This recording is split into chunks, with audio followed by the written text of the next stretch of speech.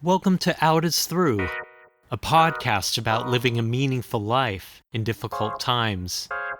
I'm Larry Lariosa, and I'm a life coach and licensed marriage and family therapist. In these uncertain times, maintaining a sense of well-being and purpose feels more challenging, yet more important than ever. In this podcast, I'll feature guests who have used their life experience, passion, and creativity to find personal meaning and deeper connection. As the saying goes, the only way out is through. And I hope these conversations help inspire you to live life to its fullest. So thanks for tuning in and enjoy the episode. Hi, and welcome to another episode of Out is Through, a podcast about living a meaningful life in difficult times. My name is Larry Lariosa, your host, and today's episode focuses on the topic of animal welfare and the work of Compassion Without Borders, a nonprofit animal rescue organization based in Santa Rosa, California. In the height of the pandemic, I became aware of Compassion Without Borders when my partner and I adopted an 8-month-old Chihuahua we named Mondo from their shelter, Metopia. Mondo is now about 5 years old and is doing well and is a big brother to his adopted Chihuahua brothers Luca and Joao, also shelter rescues. Unlike our other Chihuahuas, who we assumed were surrendered from previous owners, we believe Mondo never had an owner and spent his first 8 months of life surviving on the streets of Puerto Peñasco in Mexico. For that reason, Mondo and Compassion Without Borders hold a special place in our hearts. For today's episode, I interview staff member Megan Gatlin. Prior to becoming Director of Development at Compassion Without Borders, Megan has over 10 years of experience founding and scaling international business operations across emerging technologies. She is now thriving in her transition from for-profit tech to nonprofit animal welfare. She also serves on the board of Friends of Monte Rio, where she helps bring her local community together through events such as RioFest and other local-based initiatives. I'd like to welcome to the podcast Megan Gatlin. Hi, Megan. Hi, thanks for having me, Larry. Thank you for being here. And I'm excited because one of my dogs, Mondo is his name, Chihuahua mix, and we adopted him from Compassion Without Borders during the height of the pandemic. And I went to Metopia, the shelter, and was just so impressed with the work you all did. And Mondo was unlike any of our other dogs because he was a street dog from Mexico, probably had no training. Our other dogs, I'm sure they had traumatic upbringings, but at minimum, I think they had some consistency, which we could see in their behavior. But I just think it's important work that Compassion Without Borders does. So I would love to just have a conversation about that. So I'm glad you're here. Yeah, thank you again for having me. And again, congratulations on rescuing an animal from anywhere. The more that I learn about the current landscape of rescue organizations throughout the country, and of course, specifically to Mexico and California, which again, I'm sure we'll dive into, it's so important for there to be an educational aspect to people who are looking to adopt an animal. Yeah. Because with the socioeconomic changes happening in our country, unfortunately, the animals are oftentimes the ones that bear a lot of that Mm. stress and consequences of what's happening. And so, a lot of what Compassion Without Borders does is not only to provide low and no cost resources on both sides of the border to the people that that want to or already have animals, and for example things that are preventative like spay and neuter resources for again really low or no cost. We also are taking those animals directly from Mexico, and making sure that they are getting off the street safely, rehabilitating, getting them healthy, and bringing them up to find their second chance up in California. So we do a lot of things But I think what I would say is what's really important is just for people to understand that if you can and you have the means to and you want to adopt an animal, to go through a rescue organization. So again, thank you for doing that. It really is a testament to kind of your commitment to the welfare of the animals, and we appreciate that. Thank you for saying that. And it totally connects to the theme of this podcast, which is getting through difficult times. And anytime there are difficult times, it trickles down to every facet of our society, including our animals. But maybe first question for you is, how are you doing in these times? Just how are you doing with everything happening? Yeah, I have to say I'm very grateful for my situation, both again, economically, socially. My husband and I moved from San Francisco during the height of the pandemic and bought our first home in a small town called Monte Rio, California. It's very close to the ocean and much more affordable than living in the city. But the reason we did that was really to find a more calming and relaxing and stress-free kind of lifestyle. And I would say that before working at Compassion Without Borders, I've always been in for-profit work. So I've always been in the tech space, and that was just generally speaking, regardless of where we are right now, has always been a more stressful, high-paced kind of environment where I never felt like the fruits of my labor actually made a difference. And so I think we hear this a lot with people that made a change during the pandemic. Obviously, I don't want to say that was a good time, but it did force me to reevaluate my life and how I'm spending my time with my family and really get down to kind of the bare bones of what I want my life to look like. So I will say that I feel very fortunate because I see all the things in the news and it is affecting a lot of people. I'm fortunate that it is not affecting me, but I also feel that it's my duty as kind of a global citizen to do what I can to help. And so I'm really trying to kind of use the platform of multiple nonprofits that I volunteer and work at, which includes Compassion, just to be that kind of global citizen that I hope that others can be, and to see that there are a lot of positive things happening in the world, even though it's really hard to ignore the things that are happening that are not. But I do believe that through community and through kind of these, and thank you again for this podcast, like through connecting with each other, there are positive things happening. And the more that we can focus on those, I think the more we can get through these times together. And I genuinely believe that. And that is why, again, I basically changed the entire trajectory of my career to focus on nonprofits. I'm resonating with so much of what you're saying. And I think when we're just seeing it, even if it when it doesn't directly impact us, it just does not feel good as a citizen, as you said. I think that in our own little way, I think leaning into the things that bring us meaning and that help, that we have some control over where we put our focus, and we actually have more control maybe over smaller parts of the system, including the work we do. So I appreciate that and glad to hear that you're feeling fulfilled in the work you do. And I think on that point, so like to your point, like some of the smaller wins, if you will, for lack of a better word, for Compassion Without Borders, we are mostly known for our work of rescuing animals in Mexico. We provide lower free access to care there as well.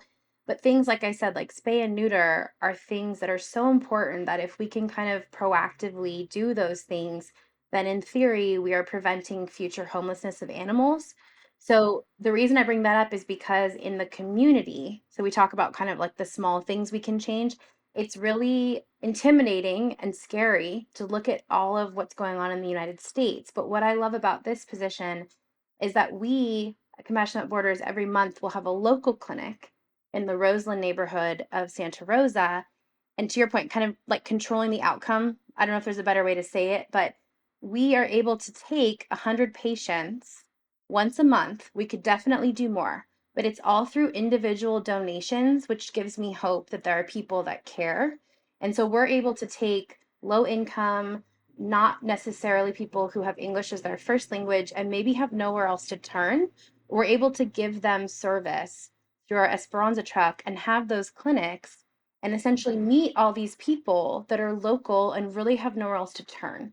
So I think for me, in these kinds of times that we're in, at least being able to be on that local level shows me that you can make change and you can make impact in absence of being able to change everything. There are these small, really important interactions with people that really change their life.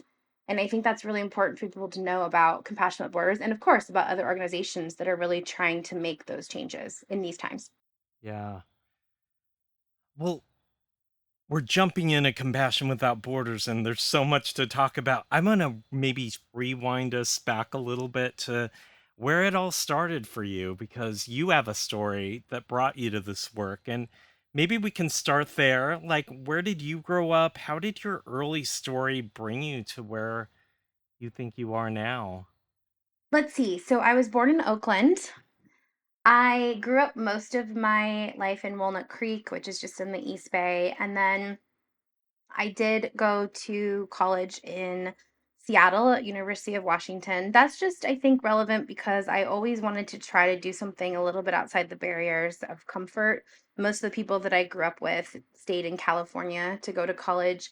And I remember people asking, well, why are you going to Seattle? I said, because I don't know anyone there. So I don't, that's part of my story because I just felt like I always want to push the boundaries and try to learn new things. So before I even graduated, I was already an intern at a tech startup. So this is where I really think it starts because that tech startup, this was back, and this will age me. This was back when Facebook and Facebook games, if you recall, like Oh my Farmville gosh. I and vaguely remember that, but that's very going back.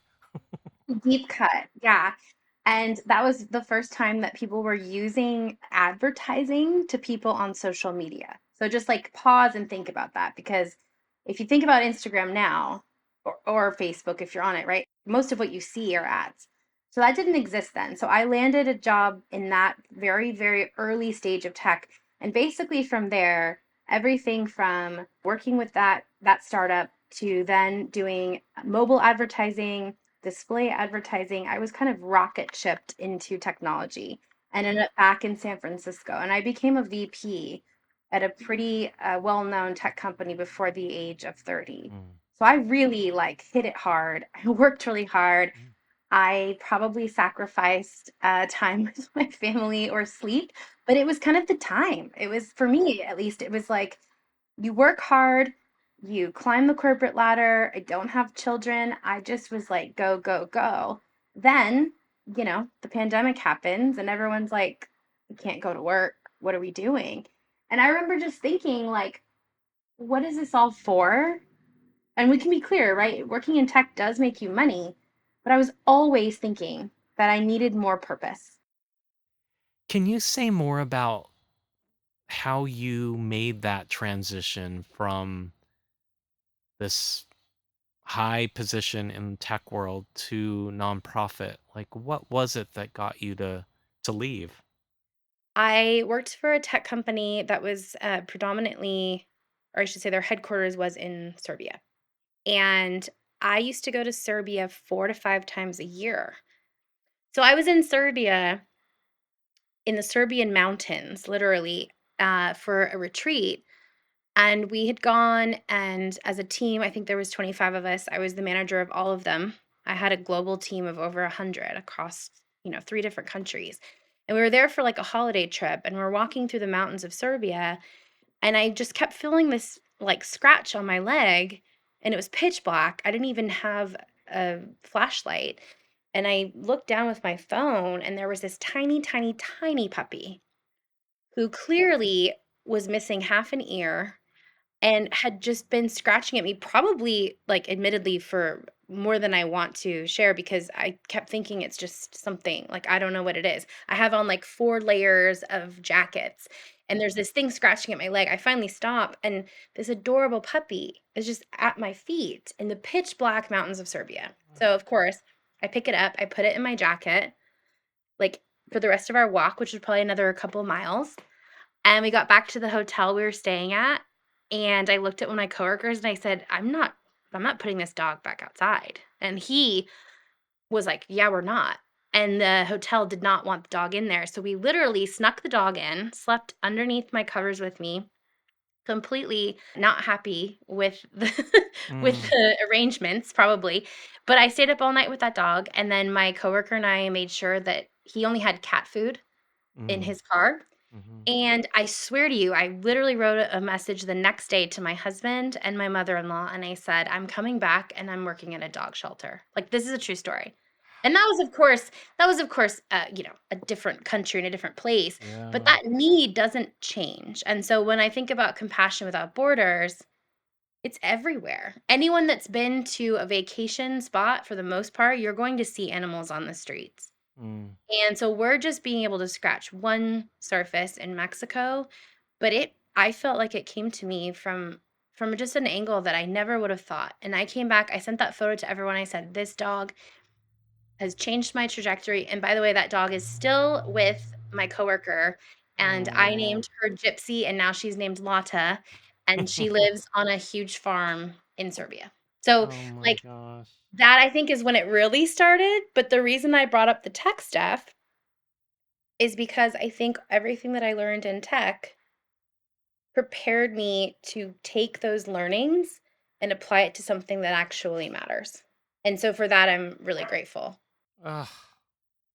Yeah, I mean, chills with that story. I know you had shared it with me before, but to hear it again, just chills that these creatures are, for so many of us, like they are our guides to wherever we need to get going, and they help us.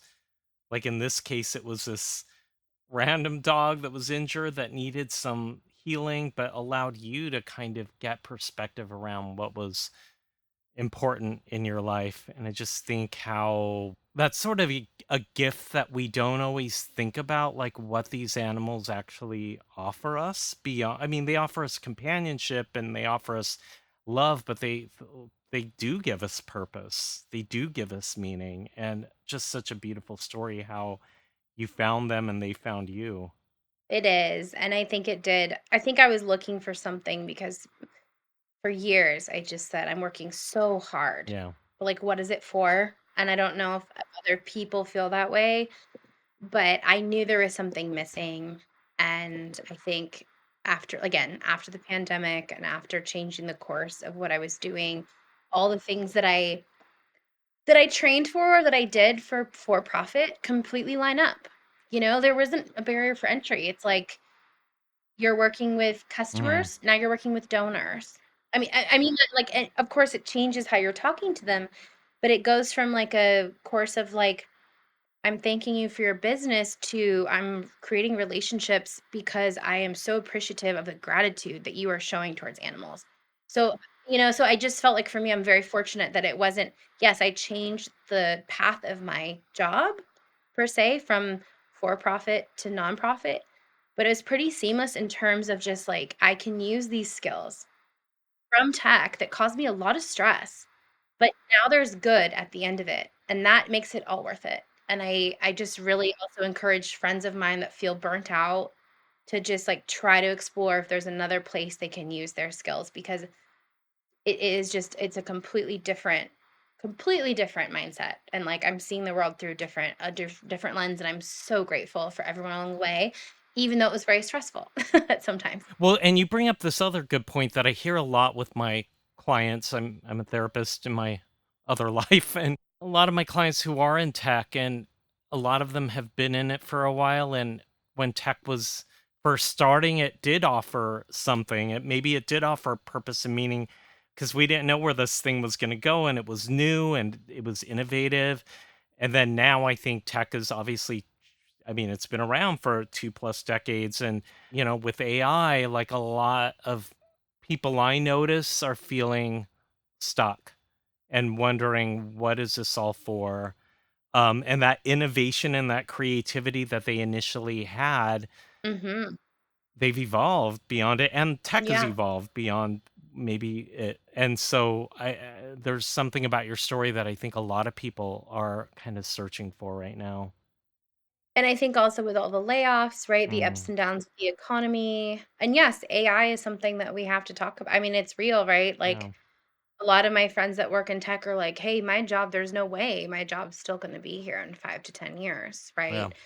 And that's nobody's fault. It's just the reality. And again, I just feel very grateful that I found a place that I can use those skills, but at the same time, I don't feel that I'm going to be replaced by a robot who can talk to our donors who I have nothing but the most immense gratitude towards. Like, we have people that have put us in their estate plans. We have volunteers that come on site and walk dogs. I'm just so grateful for the people that I see every day giving their own free time and their financial welfare to these animals. It's absolutely astounding. And I do believe that, to your earlier question, that's kind of how I can deal with anything else I see going on in the world that's, less than stellar, which is a Yeah. lot. Yeah. Because believing in the fact that people are inherently good, we have to. And luckily for me, I can see that every day, with Compassion Without Borders. Yeah. Well, you've gone in the opposite direction of, working with Yeah, animals, that's the working with people. understatement. Yeah. Yeah. And I appreciate all those men. I don't know if we want to get into that, but all of those I was always the underdog. I was Mm, always a young female that was trying to get a seat at the table. And so I think that I think I will credit my hard work and ambition to have that seat at the table to now allow me to take all of those skills to actually do something for the benefit of the animals. And I'm very happy about that. I wish someone at the time would have said to me, all this stress and sleepless nights, mm, they're gonna mean one day that you're gonna rescue lives. And I wouldn't have believed them. yeah. But now here I am.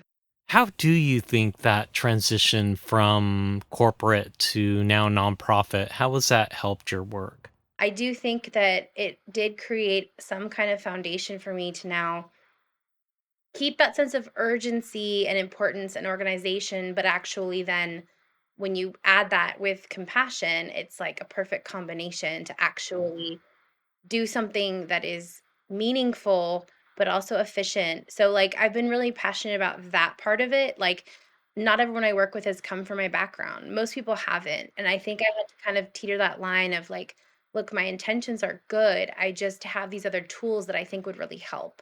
So like adoption to kind of changing practices but staying with the mission is really what keeps me going, and I don't have a single day that I go into Matopia and am not so grateful and happy to be there, and that is Yeah. the truth. Yeah. Well, let's pivot and talk about Compassion Without Borders. I know you started to talk about it, but maybe if you wouldn't mind just telling us a little bit about what they do, what their role is, what how Metopia fits into that, the relationship between Mexico and the US, if you can give us sort of a 101. Yeah, of course. So Compassion Without Borders has been around for more than 20 years, which is pretty shocking to a lot of people. Christy and Mancho Cambler are a husband and wife team who founded it together, which I think is also a very beautiful part of the story. Matopia itself, that property is in Santa Rosa. It spans over 3.5 acres, and at any given point, we can take 50 to 70 dogs. So, where that kind of ties in with the whole story is that Christy and Mancho, again, our founders, will go down to Mexico, specifically Puerto Penasco, which is in the Sonora area. The closest big city is Phoenix. So they'll go down every 6 to 8 weeks to rescue animals. And what's really exciting is that in March of this year, we created from the ground up new facility called Home for Hope. So that's in Puerto Penasco. So previous to that, Christy and Mancho did have an area for shelters and for animals that needed medical care. But now all of these animals, as of couple of weeks ago for the shelter animals, and then the end of this month, all of the medical cases, we call them from the clinic, will all go to this new, brand new facility. And I'm talking from the ground up. It's absolutely beautiful. Christy and Mancho talk about it as a 20-year in the making dream for them. So really the crux of it is animals will be found on the streets of Mexico, in the landfills of Mexico. They've even told me that there will be individuals at the border control that know of Christy and Mancho and will be like, hey, here's a dog. So Mm, we collect dogs as much as we can, bring them to our facility in Mexico, and then get them healthy, right? So we will spay, neuter, vaccinate. If there's a medical issue, we'll do that if we can. If we can't, we'll bring it up north. So, for example, we just welcomed 39 animals from Mexico. And wow. what's really interesting about that is Christy and Mancho will sleep on the van with the animals.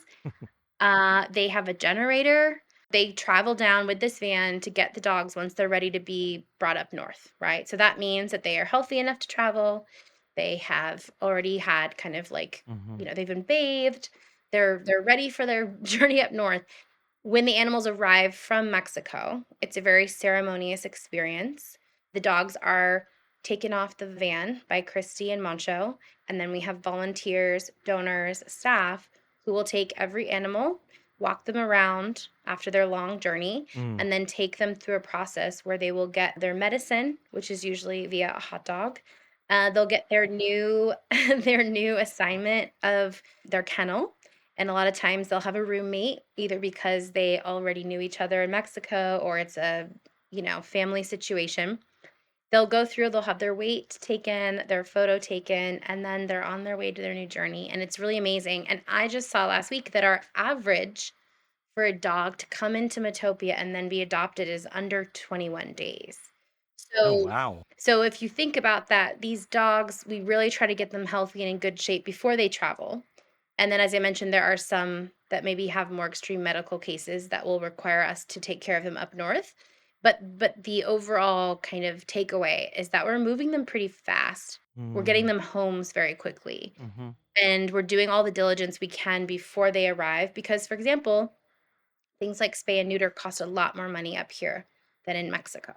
And Yeah. that to us is so important. The prevention is just as, if not more important, than getting them the right homes once they arrive. Time for a break, and we'll return to our conversation with Megan Gatlin.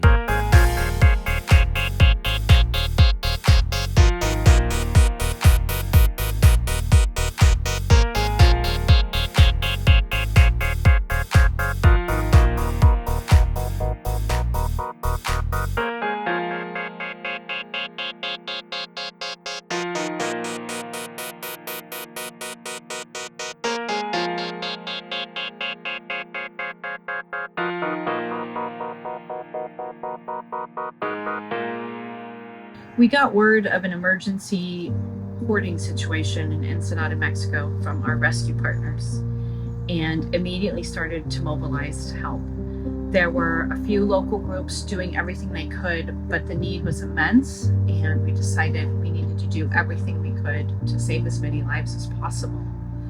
Our team in Mexico packed the van and met us there, along with our partners from Mexicali, and we caught a flight, rented a car, and drove down as soon as we could.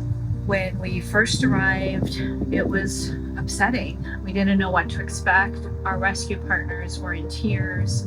Everyone was wearing hazmat suits, and the images that we had seen previously let us know that it was going to be really hard in there. And it was hard.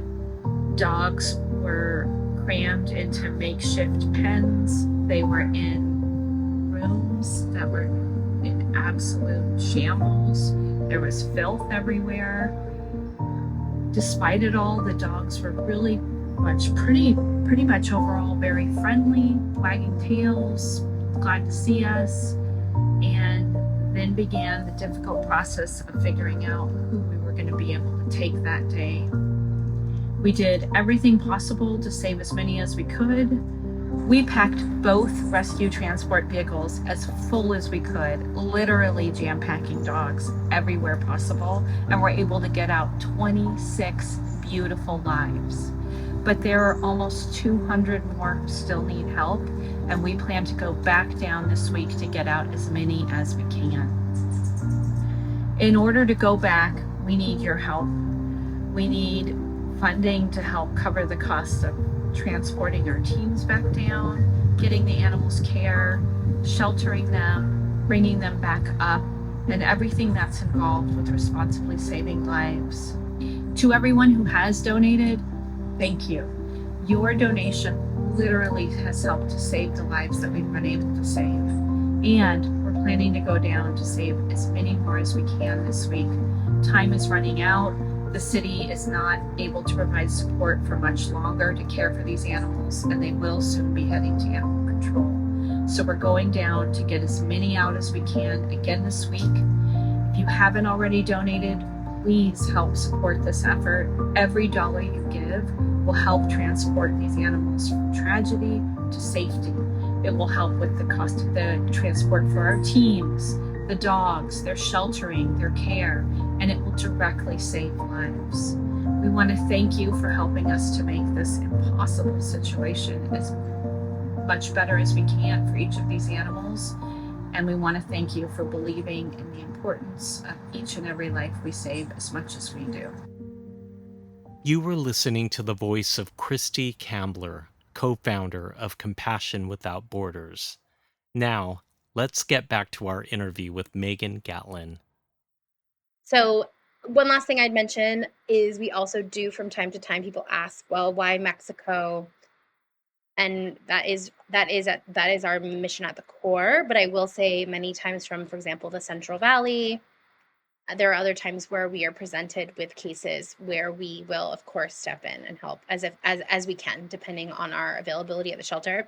And I can also tell you, Christy and Mancho this Sunday are going to Ensenada, and there is a hoarding situation of hundreds of dogs. Wow. And they're just gonna jump in.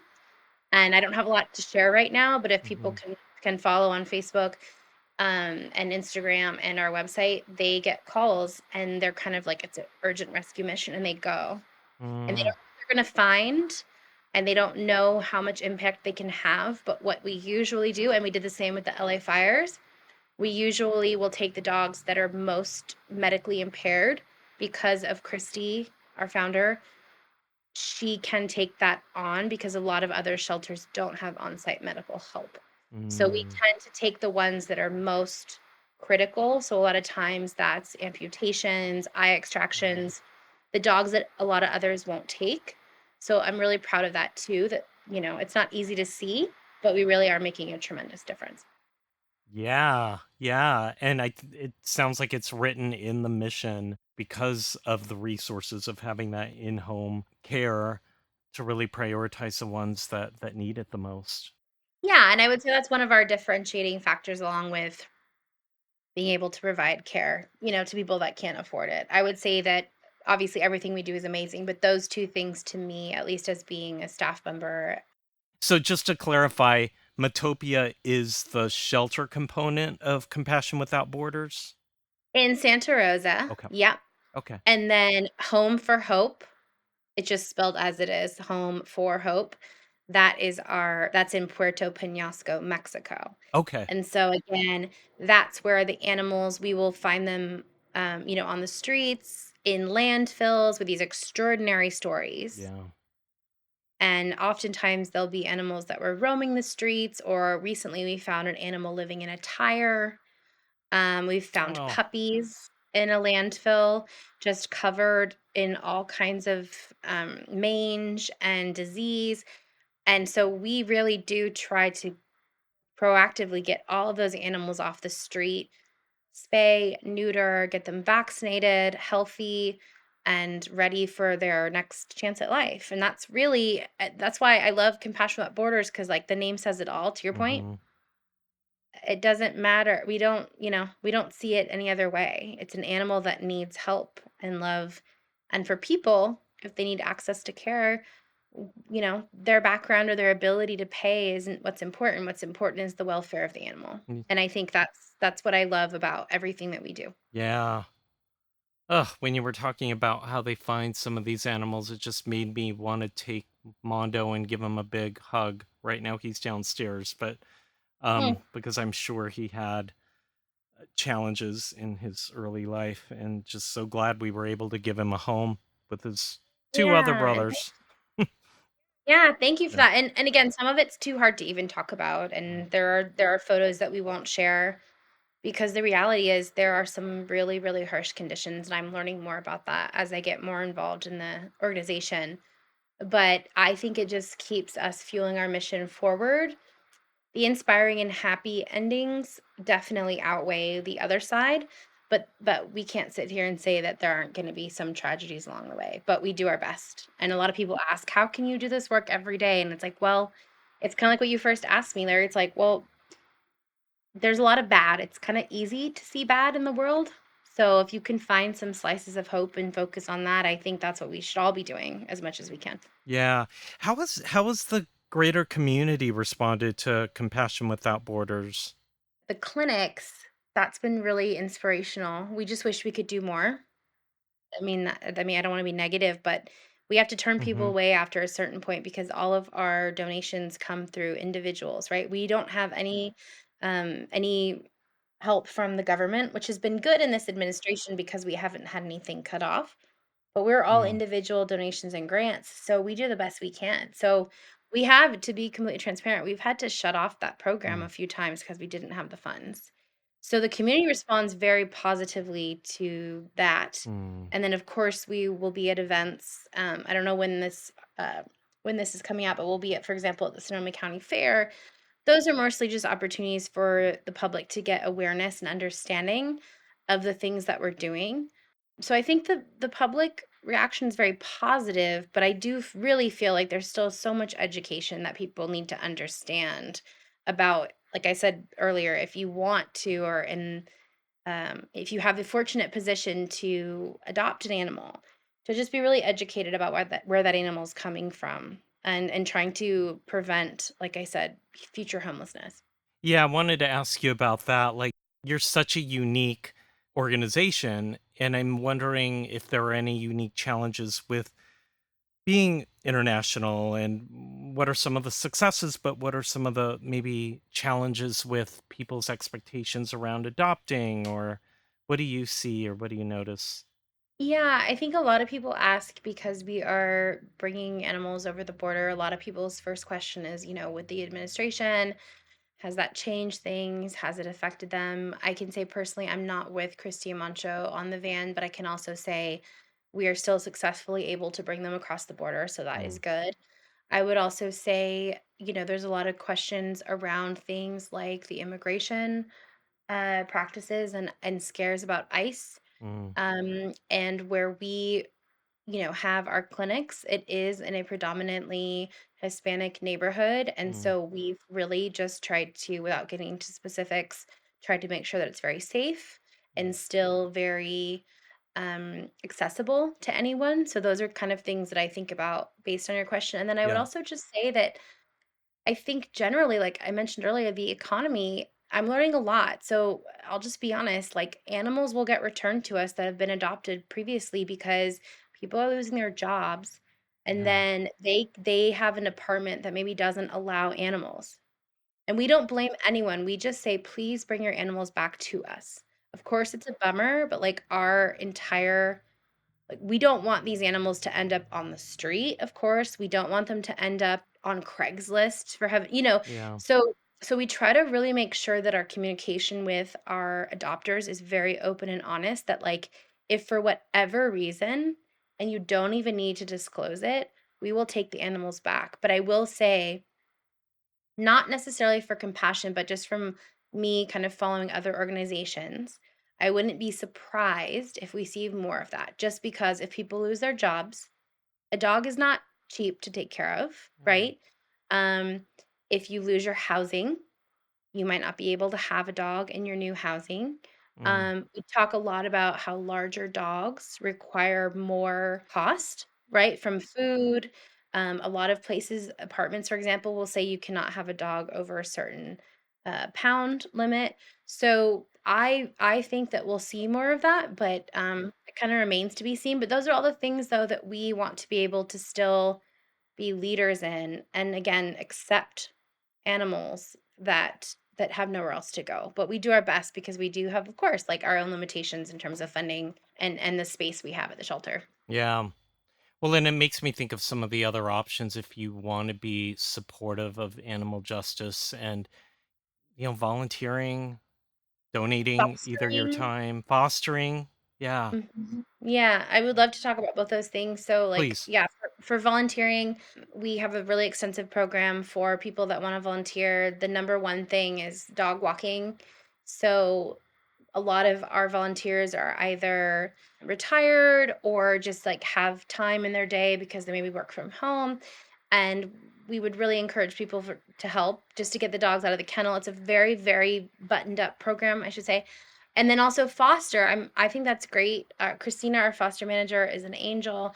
What I love to see is all these animals that they're in the kennel and they're fine for the most part. But man, imagine coming from the streets, going to the kennel, being confused, and then imagine being put into a home environment. And even if that's not your forever home, you can hang out there, be safe. And what's really cool is for fosters, a lot of times, by the way, we call them foster fails, so they'll end up Mm. adopting them anyway.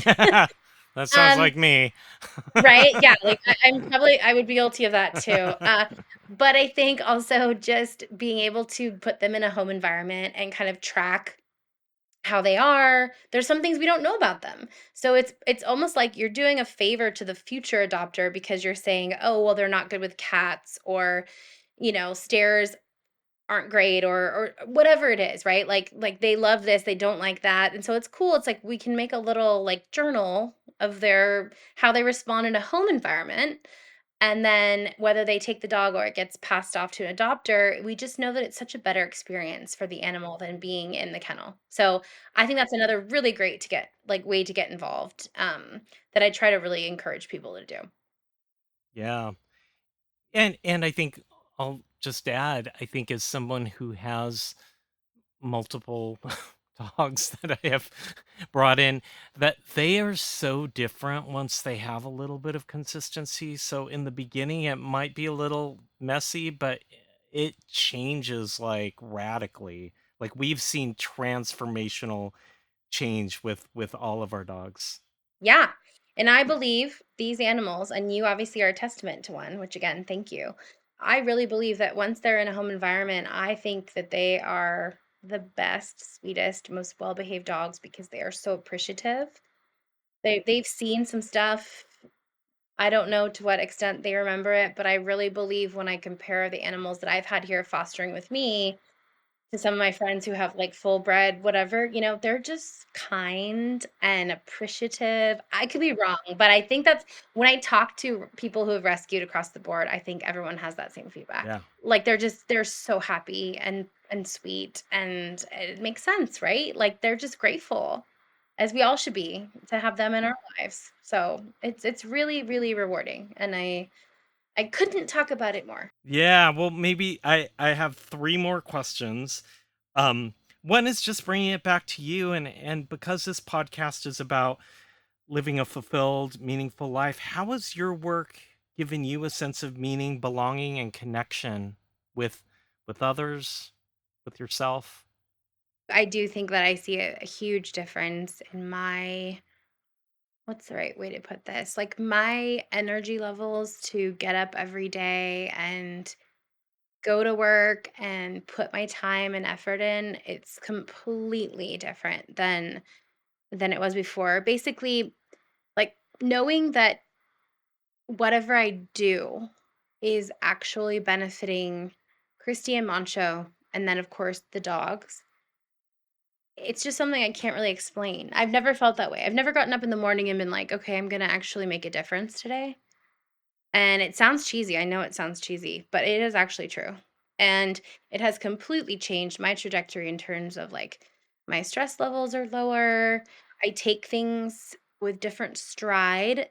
I still am just as efficient and like maybe fast paced and have attention to priorities. But when I know where that energy is going and knowing that it's going to such a beautiful, positive place, it's hard to explain. It just feels so much better. Yeah, it's kind of I always think of it as just like the magic of why we're alive, right? Yeah. Yeah. And I think what's really cool about Christine Mantra, they always talk about lives, right? We talk about we're saving lives. And I think that's really important. It depends on who you are, but it's not a person or or a dog. It's like these are lives that deserve better, and we're doing the best we can. And there's a lot of work to be done, but knowing that even the impact of a few small things can have a very large impact on lives. But this you don't have to put this in it. Okay. But no, but you can if you want. This is like pretty Okay. cheesy. But I used to kill spiders. Mm. Like, I was this sounds like lame, but I was scared of spiders. And Mhm. now I do everything I can to put them in my palm and walk them outside and make sure that they go into the garden. I just see lives as a different definition, right? Whether you're on 2 legs, 4, we have some on 3. We love our tripods. But it really is it's that kind of global feeling of life, and I think that's what keeps me going, like, every day. Yeah. I mean, what you're saying just feels like like a good medicine to what we're seeing in difficult times, right? The reclamation of humanity, whether it be our animals or our environment or each other, that's what we can do. Like we can reclaim life and humanity. And there's beauty in small wins, like, you mentioned that earlier, I think, right? Mm, Like, mhm. I understand you could look at the global scale that things are pretty, sometimes can look really Yeah. upsetting, but there's also a lot of really cool things happening on a smaller level with organizations that are having a big change. And I think if people can try to focus on those things, I know it's hard, but Yeah. there is a lot of really good happening. And Yeah. maybe and like going inward and being like, oh, I can make a difference. I know that that doesn't solve for the bigger problem, but I think it can help with personal anxiety, with just feeling like there's no hope. There is hope, and Mhm. I see it every day with these animals. So I really just implore people to like really think about that when times are super hard. Do you have any advice for that person that is stuck in their job and they're just not getting much out of it besides a paycheck, and they have that sort of crisis that you had of I should be doing more, and but they're scared. They're scared that they're going to lose the income they're losing, or they're scared of change. Like, do you have any advice for anyone that might be in that situation? Yeah, I think the reality is, it does come down to what your income requirements are. So I'll talk about two ways. So one is if you really rely on that paycheck and you can't make the jump, I understand that, but then I would really advise or recommend to look at volunteer opportunities. Look at something that's close by that you can get involved with, because just by doing that, you can maybe at least scratch the surface, and that might make you feel at least happier, in the short term, and that could turn into a career at some point because you start to get to know people, and that is very important. If you can afford it, to take a little bit of a backpedal or just kind of reassess how much money you're going to make, and unfortunately, that is just the reality. It's a nonprofit. I would say just look, what I did was just look in your surrounding area, and honestly, I didn't even look at the positions that I could actually take on given my experience, because the reality is, at least for compassion, it's very small. So I found a position that was pretty entry level, and again, so that's why I kind of bring back that, like, it's really important your own financial status, but if you can and you have the means to think about that, if you are really committed and feel that you can work your way up, that's what I did. I mean, I got a more entry level position, but within a year I was the director of development. So Wow. I would just say that, it's all about personal kind of Mhm. circumstances. So I don't say there's like a one size fits all, but I definitely think that getting involved in any capacity will help, because these organizations really need help. And so when they start to see you and know your name, you never know, right? I've seen positions open up at Compassion that we didn't even know we had, but we've given them to volunteers and people that really cared about our mission. And so I would just say, if you're passionate about something, get involved however you can, and the rest can kind of follow. Yeah.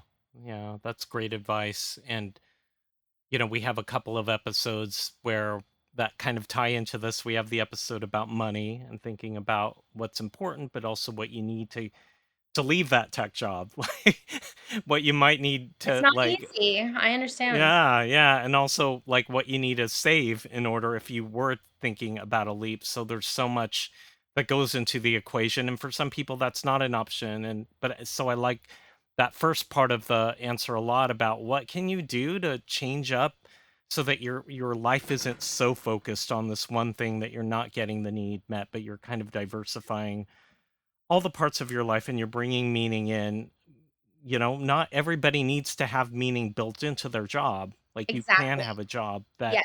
you do and that is good enough and it pays the bills, and you're doing these other things that bring you meaning. Yeah, and there's a lot of people that are either retired or just are feeling the same way we were talking about, and maybe maybe just one afternoon a week you can go and do something. And I do feel that it really, at least for me, it's always been a great way for me to like jump outside of whatever stresses I have going on in my life because I'm focused on something else. And you go home and you did make a difference, and that's just as important. And I think that I really do believe in this political and economic climate, like just doing something small or within your means to help someone else, whether that's an animal, a person, just to like do that. It can like really give people a lot of positive feelings and like realize that, the world is so much bigger than yourself, and it's not easy to do. And I'm not saying that it is. And people have children and other things. But if you can make time, I really believe that it's totally like it's like a meditation almost. Yeah. Yeah. Well, I will post all the links that you sent me for Compassion Without Borders, all the amazing work you do. Megan, we have one more question, the three albums question. So let's imagine that you are on a deserted island and you are going to spend the rest of your days on that island, and you have three albums that you can bring with you. What are those three albums? So the first two are very nostalgic. So like I don't know how other people answer this because it's such a It hard is. question. But I love that you ask it. So for me, it's all about nostalgia. So I'm gonna tell you the first cassette tape that I ever bought, which was Ace of Base, Oh my god, The Sign. the sign! I love that. So I have that it is on like, vinyl. yeah. Well, oh really? Stop. I Yeah. So for have it me, on. I'm like, that's my first tape. And I believe me, if you ever, like I said, if you ever come to Monte Rio, I will sing that for you. My husband plays it on guitar. We love The Sign. Ugh, That's it's a great. great Don't Turn song. Around, come on. Like, It's a catchy, catchy hook. and How it's could and you it's resist? I feel solid about that answer because it's also nostalgic. And then my first CD was no doubt Tragic Kingdom, Oh, which, yes, come on, yes. that's Gwen Yeah, Stefani. I mean, get out. She's yeah, like yeah. amazing. That's like the height. I remember literally listening to that CD, like, so that's what I'm looking at right now. It's like 90. Oh, that's like Hmm. 95. So yeah, so I wasn't even 10 years old, but I sat there and listened to that. Um, and then I also wanted to add, like, recently, I've been really, of course, my husband's a bit older, but I'm always really into classic rock. But man, I Mm. fell in love with Pink Floyd The Wall, like in Mm. and the movie, like, I've never seen the movie. okay, get out. It's like, I mean, you gotta sit there and really, it's kinda crazy. Yeah. You gotta, like, Okay. really be in it. But I absolutely fell in love with Pink Floyd. So those are my 3. I think there's obviously so many more, but I like the idea of memories, and for Ace of Base, Tragic Kingdom, those are, like, my childhood. And then with Mm-hmm. Pink Floyd, with my husband being such an accomplished musician, every time I hear those songs, because a lot of them are really long, and, like, Mm-hmm. every time I hear them, it feels like a story mixed with a song, so it's like, I don't know, I feel like I could just, like, play it and have different emotions every time because it's not really pop, I don't know, maybe someone says it's pop, but it feels Mm. like a story, Yeah. and I just love that, and then Yeah. combine it with the movie, and it's like, "Get out of here." It's amazing. Yeah. Their music is very cinematic and it's very Yeah, like I feel like I'm going on a complete journey somewhere. 100%, exactly, Yeah. exactly. But I kind of love the Ace of Base. I don't think anyone else would like appreciate.